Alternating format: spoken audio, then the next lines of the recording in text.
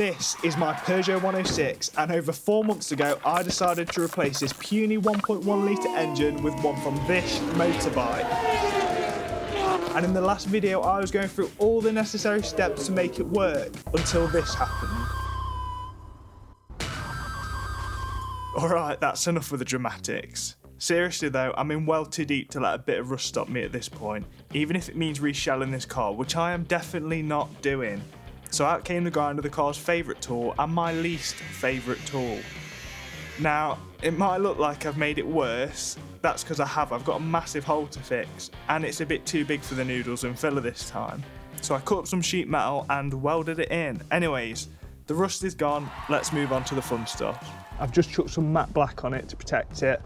It's not pretty, but it'll do the job. I'm also waiting for drivetrain parts, ordered off eBay, coming from China, I didn't realise. So I've got nothing to do for the time being. So what I'm thinking today is, let's do something with this horrible interior. The seats are literally falling out. There's mould all over the seats, all over the floor. Got these bucket seats off Facebook for 300 quid. Also picked up a steering wheel. That's lovely, innit? My God, look how dirty this is.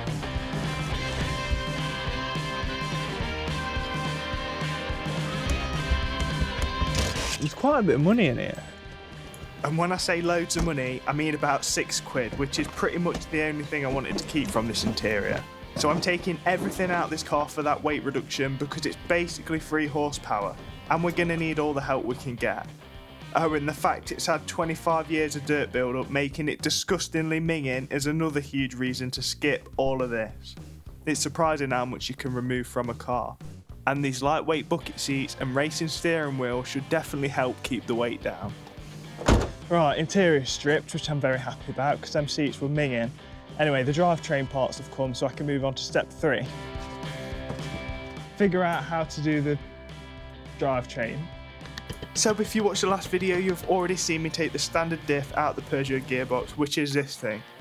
This is what's going to drive the wheels, and somehow I've managed to attach a sprocket to it so that the bike engine can power it using a chain like it's used to. Now that I know where that needs mounting, I can crack on making some box contraption to hold it all in place.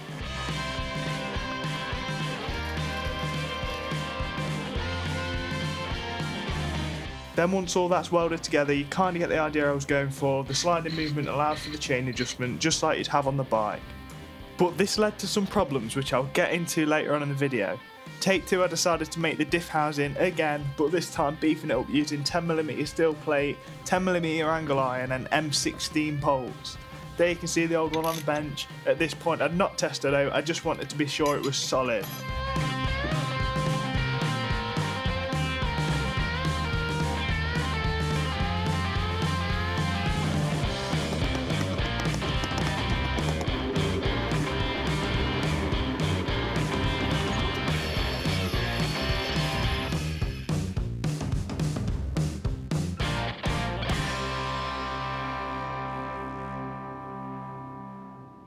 I even drilled 12 holes in each angle iron section to plug weld as well as welding around the edge. You'd think this would be strong enough, wouldn't you? So this is me from the future. All that you've seen me just make, I've had to remake 3 times because I tried setting off and bent all the engine mount the first time.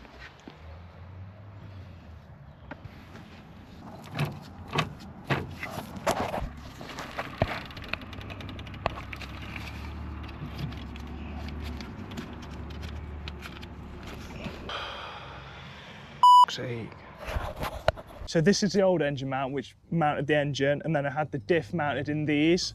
This is the first one I made, which is out of 5mm steel plate.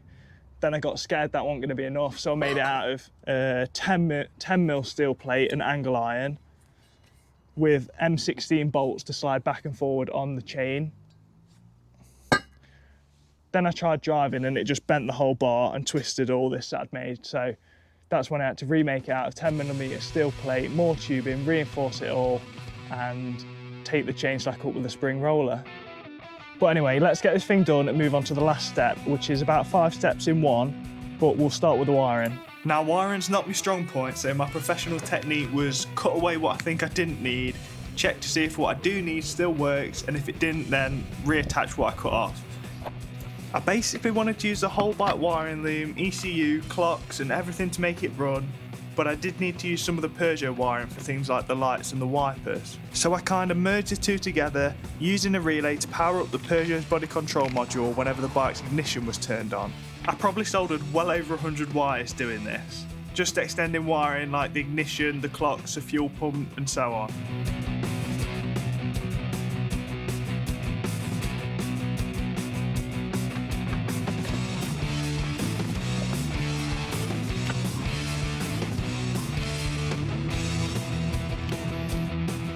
Then I chucked a battery in the boot, connected it up and hoped for the best.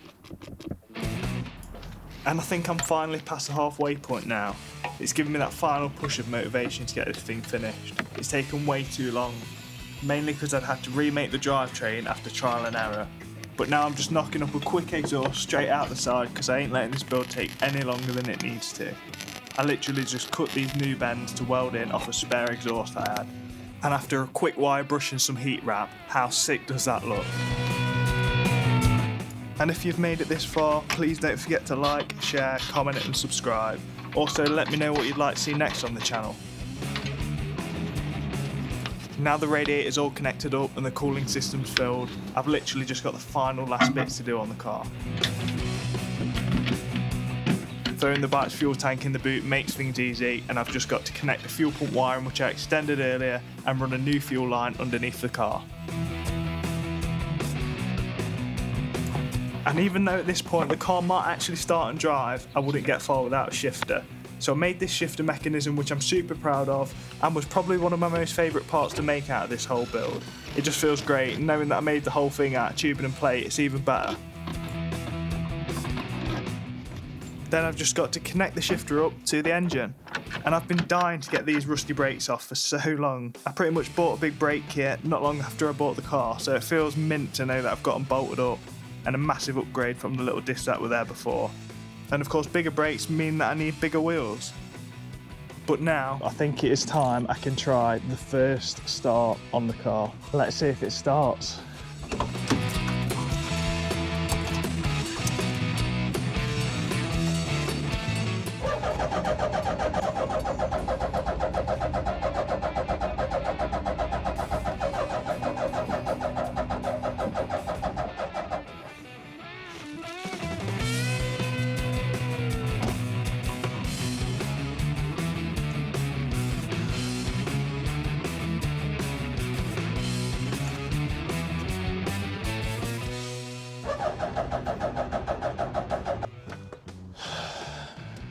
Underwhelming. So at first it had only run on WD-40. That's because I'd left some off the wiring loom called a tilt sensor, which basically tells the bike, or car in this case, if it's tipped over in the event of an accident, it'll cut the fuel. So I plugged in the tilt sensor and tried again.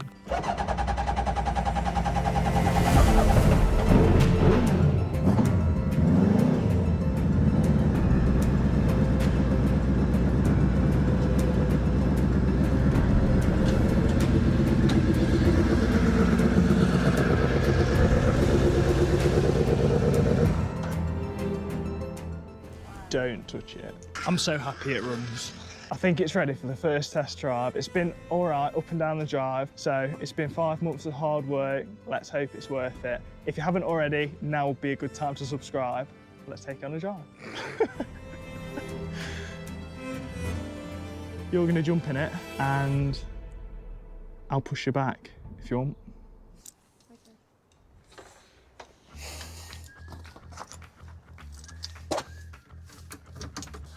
Becky gets the first drive.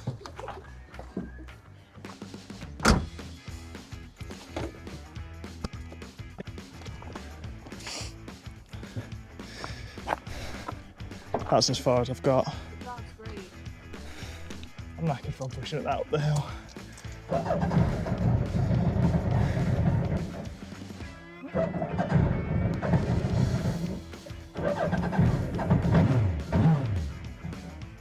What's up with it now?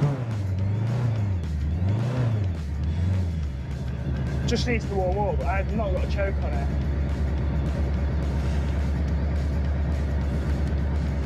Right, let's go. Fucking hell. Handbrake's on. We're moving.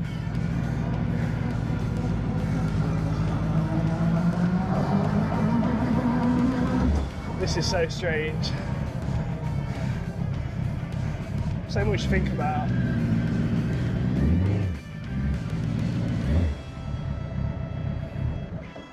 Brilliant.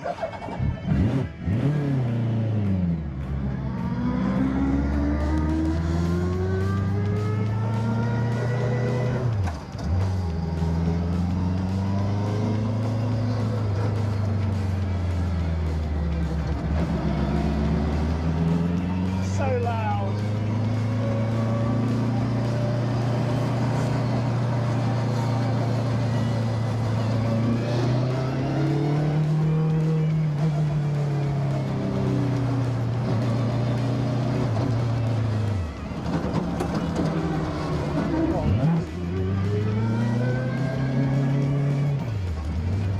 Keeps putting out, but I'm hoping it's because it's cold.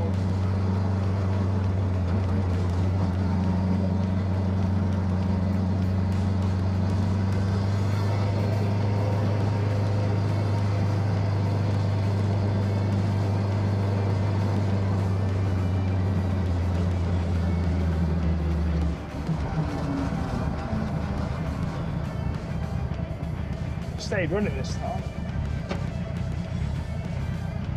Sounds so harsh with the solid mounted engine. Can't believe it's moving there.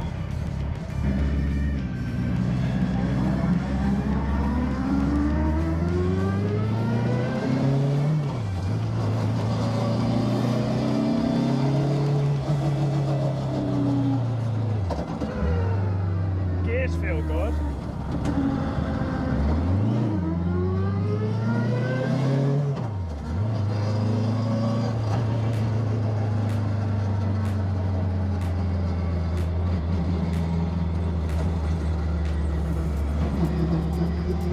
Tracking's way out.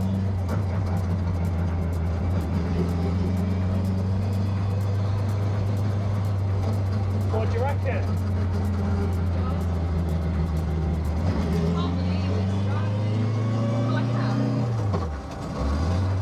So loud.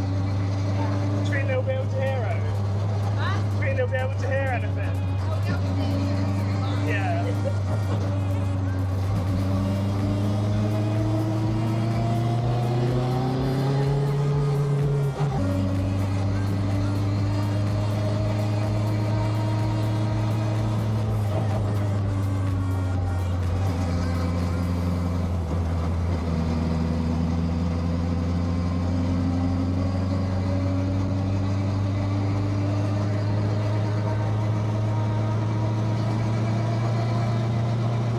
I'm a 106 person.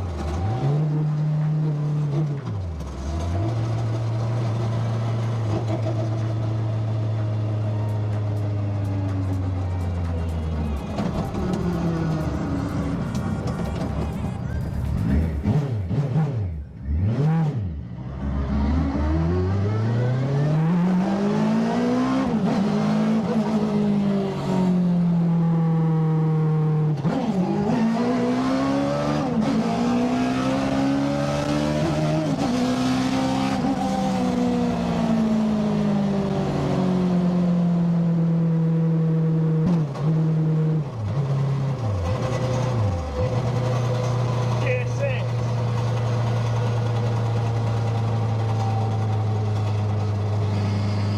It's alright, isn't it?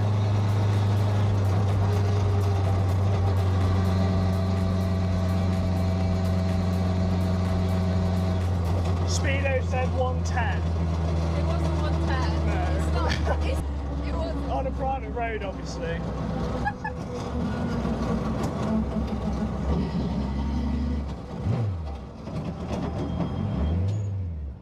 Don't drive back, to be fair.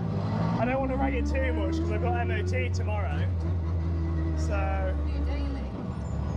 yeah, if you want to buy it for a daily, dead economical, cheap insurance. Head turner.